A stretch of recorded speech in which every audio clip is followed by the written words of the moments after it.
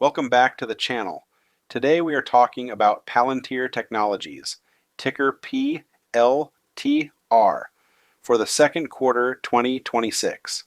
U.S. commercial revenue exploded 149% year over year to $764 million, and management raised the full year guide right on top of it.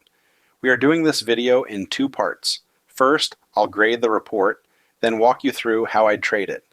Okay, let's get into it. This is not financial advice.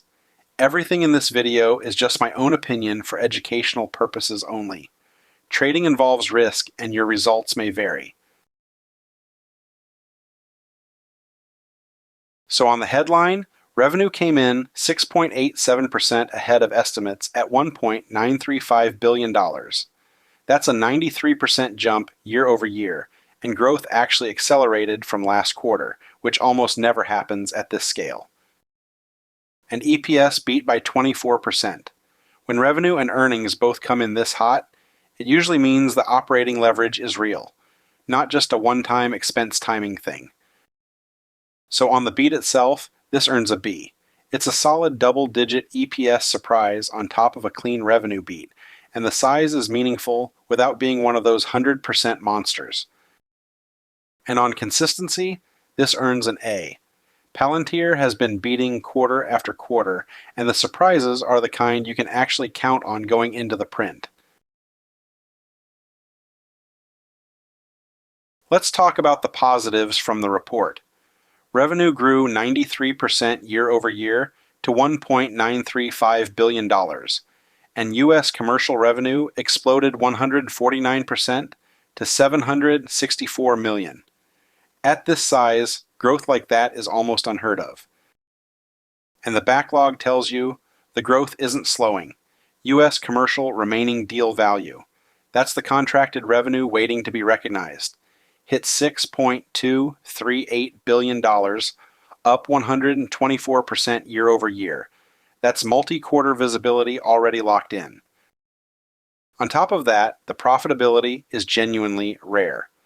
GAAP operating margin was 47%, adjusted was 62%, and the Rule of 40 score, which is growth plus margin, hit 155%. That's nearly 4 times the bar for a healthy software company. The cash generation backs it all up. They pulled in $1.216 billion in cash from operations, and cash plus short-term treasuries climbed to $9.2 billion, with essentially zero debt. And they raised the full-year guide on top of the beat. Revenue guidance is now up to about $8.15 billion for the full year, which is 82% year-over-year growth, and they lifted the U.S. commercial guide too. So on profitability, this earns an A. When margins are expanding this hard while revenue is accelerating at 93%, that's about as strong as it gets in software. Now let's talk about the negatives from the report. Stock-based compensation jumped 66% year over year to $265 million in the quarter, which is 13.7% of revenue. That's real dilution running alongside the GAAP margin story, and it's the main gap between the reported and adjusted numbers. Accounts receivable ballooned by $443 million in just 6 months, growing faster than revenue itself. That usually hints at collection cycles stretching out as deal sizes get bigger. Total contract value closed only grew 49% year over year, which is way slower than the 93% revenue growth. That could mean big deals are pulling forward recognized revenue faster than new bookings are replacing them. Government revenue is still bigger than commercial. $809 million versus $764 million. And the release didn't name any specific new government contract awards, so there's still real dependence on federal budget cycles. And with $9.2 billion in cash and treasuries, there's no buyback, no dividend, no announced capital return plan at all. Capital is just accumulating on the balance sheet. So on guidance, this earns an A. They raised the full year revenue guide to 82% year over year growth and raised U.S. commercial to at least 134%. That's a real raise, not a cosmetic one. And on red flags, I'm at a B. The stock comp dilution and the receivables build are things I can't just wave off, but they're not enough to override how strong the underlying business looks. Putting it all together, this was a blowout in every dimension that actually matters. Revenue is accelerating at 93%, U.S. commercial is up 149%, and margins are expanding at the same time. The raised full-year guide takes this from a beat into a beat and raise, and the $6.2 billion backlog gives multi-quarter visibility. So putting it all together, I'm giving this print a A-. Real quick, if you are getting value out of these review videos, do me a favor and hit that like button and subscribe to the channel. Also, be sure to leave a comment and tell me how you would trade it. All right, let's go. So that's my grade on the report. Now let's talk about what you actually do with it. I've broken this into 6 scenarios depending on where you stand. Whether you're looking to get in, selling cash secured puts, holding shares, sitting on covered calls, holding leaps, or underwater, or thinking about adding, find the one that best fits your situation. Okay, let's get into it. The last thing I want to do is chase this gap. The first 2 days after a print like this are all momentum buyers and volatility crush, and I don't want to be the person paying up at the top of that move. My preferred way in here is selling cash secured puts about 10 to 15% below where the stock settles after earnings. That way, I'm getting paid to wait, and if I get assigned, I'm getting shares at a price I actually like. The other route I'd consider is scaling in slowly on any pullback that tests the pre-earnings consolidation zone. I don't need a full position on day one. So for me, I'm not chasing this gap. The fundamentals here absolutely support selling puts. Adjusted operating margins at 62%, full year guidance raised. The growth story is intact. This is a name I'm comfortable underwriting.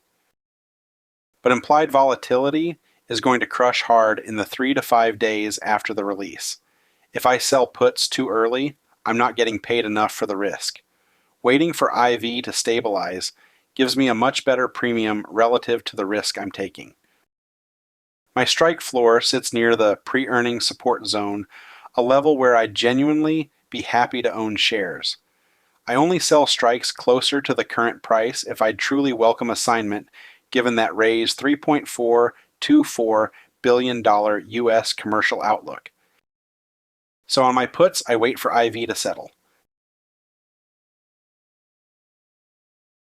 U.S. commercial revenue grew 149% year over year.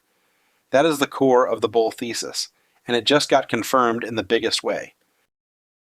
The remaining deal value backlog is up 124% year over year to $6.238 billion. That's multi-quarter revenue visibility sitting on the books. And they raised full-year guidance on both revenue and adjusted operating income.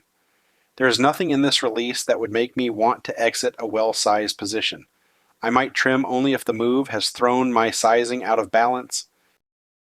So on my shares, I'm holding. If my strikes are now deep in the money after this gap, I do not want my shares called away cheap. The raised guidance to $8.15 billion in revenue and $4.5 to $4.7 billion in adjusted free cash flow for full year 2026 changes the math on what these shares are worth. My move is to roll up and out. That captures more upside on the stock while I collect new premium on the roll. I'm not going to hand my shares over at a stale strike. If my strikes are still out of the money, I hold what I've got. But on the next cycle, I'm widening my strikes given the structural momentum those U.S. commercial numbers are showing. So on my covered calls, I roll up and out. This is exactly the kind of print I was paying for when I bought these leaps. The Rule of 40 score came in at 155%. That is elite level combined growth and profitability. The U.S. commercial remaining deal value backlog now sits at $6.238 billion. That gives me multi-quarter revenue visibility, which is exactly what I want backing a long-dated call. The 12 to 24 month thesis is stronger after this release, not weaker. I'd only take partial profits if the leaps position has become oversized relative to the rest of my portfolio. So on my leaps, I'm holding. The release fully validates the original thesis. 93% revenue growth and a 62% adjusted operating margin. If I was underwater or looking to add, the story I bought into is still very much intact. They raised the full year guide across revenue, U.S. commercial revenue, and adjusted operating income. That's a clean sweep on the raise, and it tells me the business is executing better than expected. Averaging down is defensible if my sizing allows it, but I'm not chasing this gap. The best ad levels are going to show up on a pullback, not immediately after the print. So if I'm adding, I add on the pullback.